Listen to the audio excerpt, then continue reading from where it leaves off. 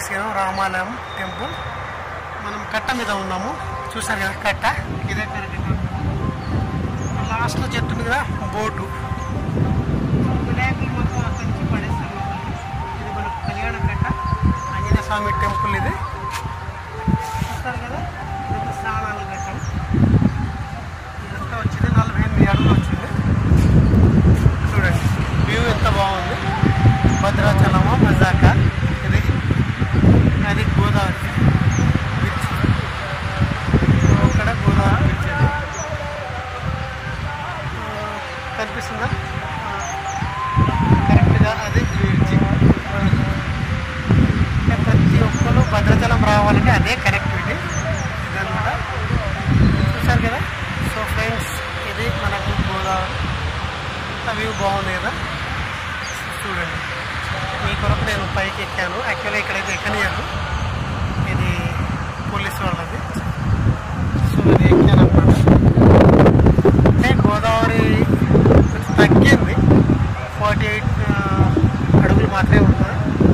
చూస్తారు కదా, ఇది మనకు ఈ వ్యూ. అదే ఎక్కువ ఇదంతా ఇక్కడ రానియరు, పైకి రానియరు. ప్లస్ జనాలు ఈవినింగ్ టైంలో ఎక్కువ ఉంటుంది. జనాలు ఇదంతా మార్నింగ్ ఈవినింగ్ బాగా ఉంటుంది జనాలు చూడడానికి వస్తారు. ఈవినింగ్ అయితే 4 నుంచి బాగా రష్ ఉంటుంది. భద్రాచలం గోదావరి చూసారా. యాక్చువల్గా అయితే నిన్న బాగుండే, ఇప్పుడైతే 48 అడుగులు వరకు ఉంది. నిన్నైతే మాత్రం డేంజర్లో వచ్చేసింది అనుకున్నారు. చూసారా.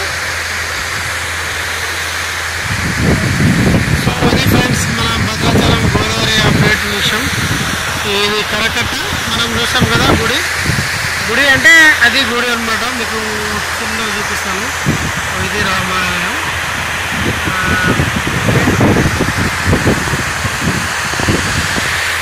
ఇది గోదావరి. మొత్తం చూడండి ఎలాగా అంటే, చూడండి ఎక్కడ కూడా ఇది లేదు.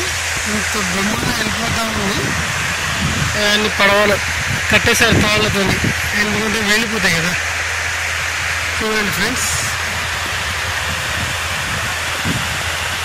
ఇదే భద్రాచలం పోయినా అదే బ్రిడ్జ్. మనకు వెహికల్స్ వెళ్తూ ఉన్నాయి. అంటే చూసారా, క్లియర్గా అయితే రావట్లేదు, లాంగ్ కదా, సో షార్ట్ అవ్వట్లేదు. మనకు నీళ్ళు చూడండి, ఇది ఉంది కదా. ఇప్పుడు దీని మందు ఉందన్నమాట. అయితే యాక్చువల్గా ఈ నీళ్ళు వచ్చేదేమో ఊరు నుంచి అంటే కట్ట మీదకి వెళ్ళి ఇలాగ పోస్తూ ఉంటుంది.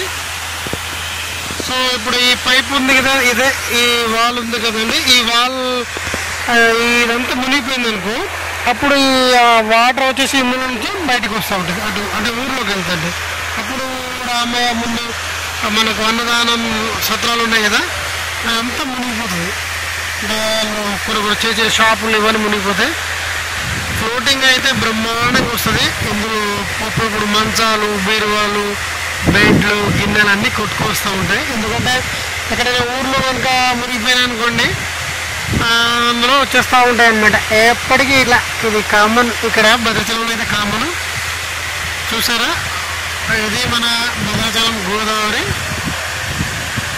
ఇది ఫ్రెండ్స్ చూసారు కదా, చిన్న బోట్లు ఎలా కట్టేస్తారు, ఎందుకంటే అవి వెళ్ళిపోతూ ఉంటుంది. కరెంట్ స్తంభాలు ఉన్నాయి కదా, ఆ కరెంట్ స్తంభం ఒక ఫీట్ మందం ఉంటుంది. ఆ ఫీట్ మందం కనుక ఉన్నదనుకోండి, అది 3వ ప్రమాద హెచ్చరిక వచ్చిందని అర్థం. చూసారు కదా, చూసారా, ఇంకా క్లియర్గా చూపిస్తాను. అది సో ఇప్పుడైతే 48 అడుగులు. ఇదంతా మనకు స్నానాల ఘట్టం. అంటే కరెంట్ పోల్ నుంచి ఇంకా లోపలికి వెళ్ళాలి స్నానం చేయడానికి. ఇప్పుడు మెట్లే ఉన్నాయి.